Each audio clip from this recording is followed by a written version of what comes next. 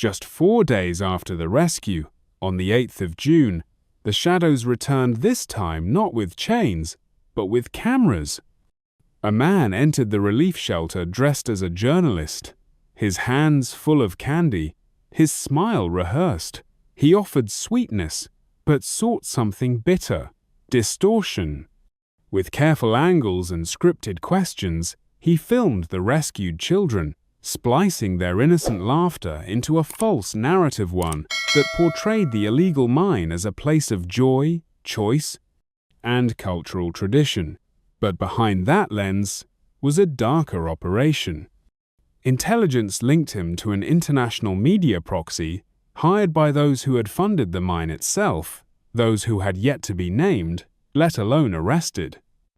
The goal was clear, not just to protect the guilty, but to rewrite pain into propaganda. Traoré's response was immediate. Security was reinforced, forensic media teams mobilized, and a national alert issued against psychological warfare disguised as journalism. Because in the war for Africa's future, the battlefield is no longer just soil its truth, and if they dare to rewrite memory, what else are they willing to erase? What happens when the chains break, but the lies begin to speak louder than the victims? The video spread like wildfire across Facebook, TikTok, WhatsApp groups, even foreign news channels. Just 41 seconds long, it was a carefully edited montage that showed smiling children, cut with blurred voices and out-of-context giggles. The caption read, "President Traoré stages rescue children say they were fine." Within hours, hashtags began trending, number false hero, number goldmine truth. What the world didn't see were the infections, the bruises, the dehydration, the girl who had clung to Traoré's sleeve crying, "Don't leave us again." At 3:26 a.m., Ibrahim Traoré watched the clip. His face didn't twitch, but those in the room felt the temperature drop. The president stood up, said only 5 words, "Call the Security Council now." Within 45 minutes, the presidential war room was active. Drone footage was reanalyzed. Every person who had visited the children's shelter was identified. The so-called journalist vanished.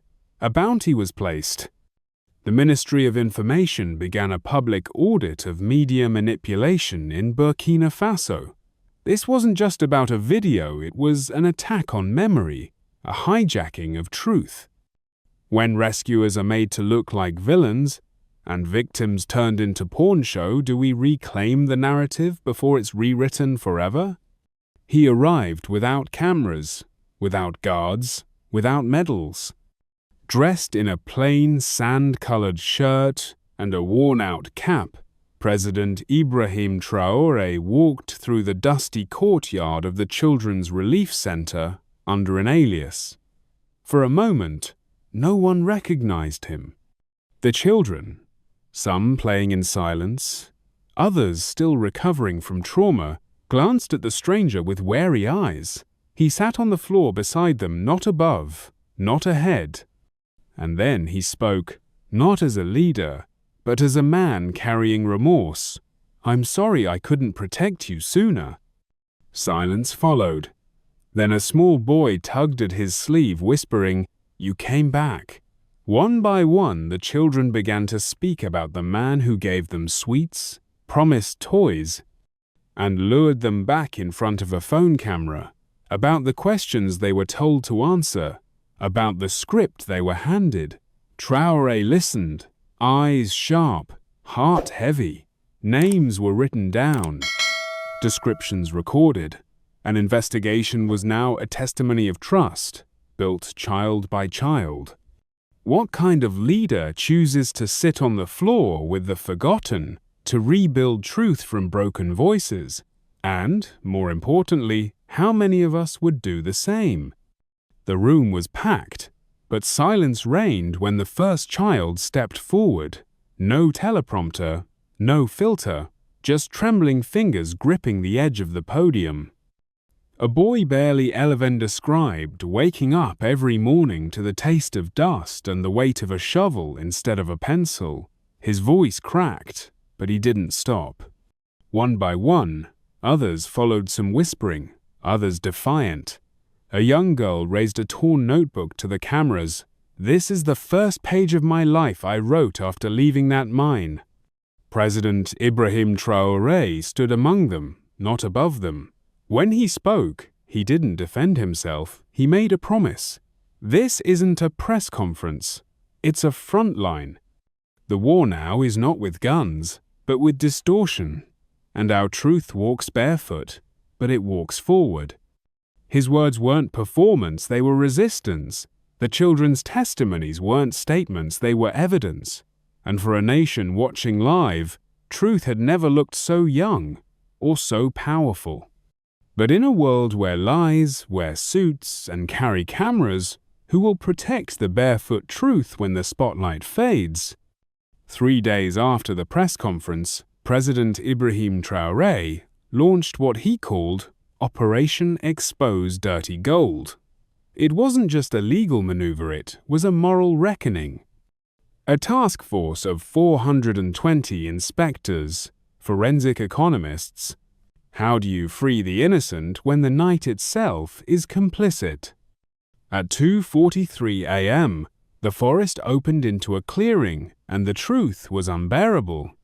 Under crude floodlights, over 60 children, some no older than 8, labored in torn clothes, their hands blistered, faces hollowed by hunger.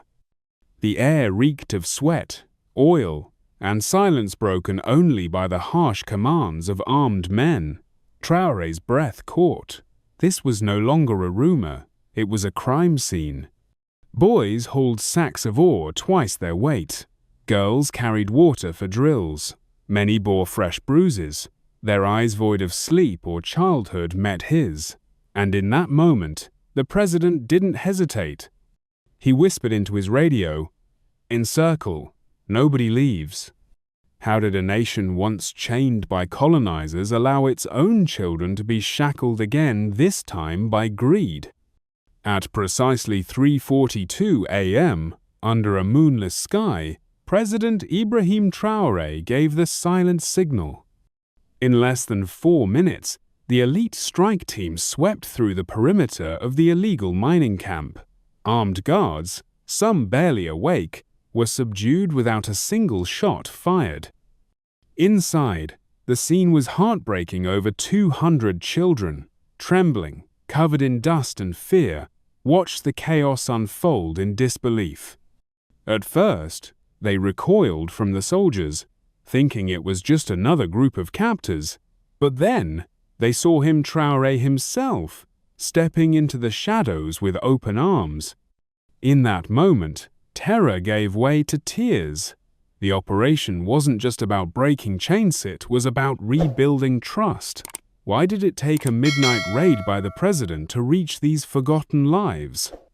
At dawn, as the dust settled and the mine fell silent, President Ibrahim Traoré did something no protocol could predict, walked past his own guards and knelt beside the children. One by one, he looked into their eyes, confirming names, whispering words of comfort in the language of home. Some were too weak to speak, others clung to his uniform, their hands calloused from months of forced labor. Traoré didn't flinch. He embraced them not as a head of state, but as a father, as a son of the same soil. He ordered hot meals to be flown in immediately, along with water, clean clothes, and emergency medical kits. Mobile field hospitals were set up within the hour. Medics found signs of chronic malnutrition in 72% of the rescued children, severe respiratory infections in dozens more, and visible marks of beatings on at least 40 bodies. But this was more than a health crisis, it was a moral collapse. A nation's wealth mined through the broken backs of its future.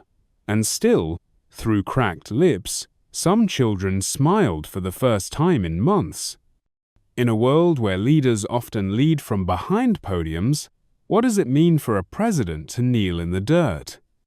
Inside the makeshift medical tents, the reality hit harder than any headline.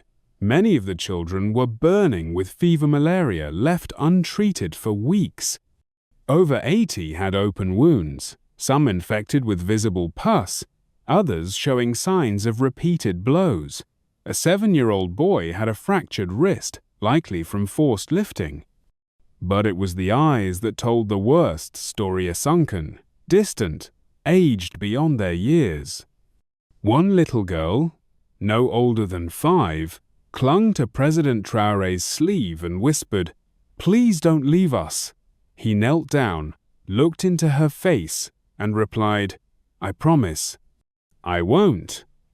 That moment wasn't just personal, it was political. In a region where exploitation hides behind economics, this crisis raised a national question. What kind of future are we building if it's mined from the pain of our own children? Health officers recorded over 60 cases of anemia, dehydration, and untreated respiratory disease. UNICEF and Burkina Faso pediatric teams coordinated immediate transfers to regional hospitals. Meanwhile, local schools were notified to prepare for reintegration support, but the scars, physical and psychological, will take years to heal. And still, in that silence between cries and sirens, a question remains: what system allowed this to happen in the first place? By 6:18, the mine was sealed. Troops pulled back in disciplined silence, forming a secure perimeter, while medics evacuated the last of the children. Drones circled overhead, capturing high-resolution footage: collapsed shafts, makeshift barracks, buried ledgers. Inside one rusted container, investigators found ledgers with coded names, weight logs, and cash entry sum tied to foreign operators. USB drives, SIM cards, and satellite phones were collected, evidence of a broader network still in the shadows. Every document, every drone clip, became part of a digital case archive now secured at the National Forensic Lab. The operation shifted from rescue to reckoning. But one question echoed through the dust: who funded the silence that let this mine survive so long? President Ibrahim Traoré rescued 200 children working in an illegal gold mine. At 11:43 p.m., while Ouagadougou slept under a sky of silence, President Ibrahim Traoré remained at his desk alone, alert and unshaken. Then the phone rang. A voice, low and shaken, whispered through the line, "Asterisk. There are over 200 children trapped in a mine near Compiègne. They are working like slaves." Asterisk. No name, no details. Just fear and urgency. That night, in the quiet pulse of darkness, the president made a choice that would ignite a national reckoning. What do you do when the truth knocks at midnight? Subscribe to follow the mission. Share this story because silence is never neutral. Without hesitation, President Traoré rose from his chair and gave a direct order: "Wake General Abbas. Alert Commander Idris. We move tonight." Within 10 minutes, lights flickered on inside the presidential compound, maps unrolled, coordinates locked. By 12:15 a.m., a column of 6 military vehicles, armored, silent headlights, pulled away from the barracks into the night. Their destination? A forested outpost near Compiègne, known for both its gold and its ghosts. No press, no fanfare, only the weight of conscience. When leaders act at midnight for children they'll never meet, what message does that send to a continent? By 2:10 a.m., the convoy reached the abandoned sawmill near Compiègne. Once a hub of timber trade, Now nothing but rusted sheet metal, collapsed beams, and silence so thick it pressed on their chests. President Traore had chosen this spot to disembark a forgotten checkpoint, cloaked in shadows and sorrow. Under a blanket of stars, the soldiers moved quietly. No headlights, no radio chatter, just the crunch of boots through underbrush and the distant cry of night birds. Traore walked with them, refusing to command from afar. At 2:26, they reached a narrow animal trail, barely wide enough for a man. That was the path. At 2:34 a.m., a faint sound broke through the forest hum, clink, clink, metal against stone. Then a low human electric generator. Private Sogo pointed. "Sir, light." Through the tree line, pale illumination danced. It wasn't fire, it wasn't legal. The entire team dropped to a crouch, eyes locked, hearts steady. Less than 500 meters ahead, unseen by the world children, were being forced to dig wealth they would never touch, and local justice coordinators fanned out across Burkina Faso's mining belts. Their mission? Audit every concession, trace every ounce of gold, and follow every name whispered by rescued children. That's when a name emerged: Martin Damba, not listed as a mine owner, not a government official, but the phantom signature behind dozens of shell companies. A man who, for years, had orchestrated child labor operations while posing as a humanitarian investor. His network extended across borders, masked by foundation grants and offshore accounts in the Seychelles. But this time, the cover didn't hold. Forensic accountants linked encrypted emails to bribes, drone footage to hidden shafts, and finally witness testimonies to his voice. The campaign was no longer about one mine. It was about unearthing a system where gold glistened on wrists while children bled underground. And now that the face of exploitation has been named, will the world dare to look it in the eye? When Martin Damba was finally captured in a villa outside Bobo Dioulasso, he was burning documents, some written in French, others in cryptic code. The court moved fast. Burkina Faso rejected all extradition requests, declaring this a national wound that must be judged on native soil. The trial lasted 12 days. The charges: forced labor, conspiracy, environmental crimes, and child trafficking. The sentence: life imprisonment without parole. The courtroom erupted not in applause, but in long-awaited silence. Justice had found its name.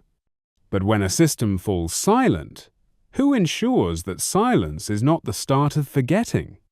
On national television, President Ibrahim Traoré appeared not behind a podium, but seated beside the very children he had rescued.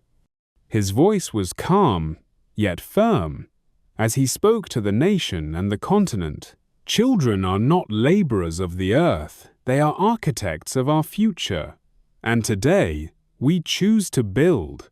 Behind him, a banner read simply, "Dignité pour chaque enfant."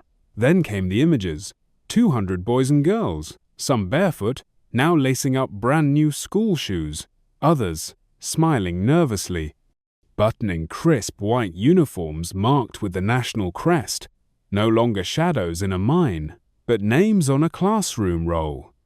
In his address, Traore announced a new state initiative: one child, one desk, promising full education scholarships for all 200, and legal guardianship monitored by the Ministry of Social Protection.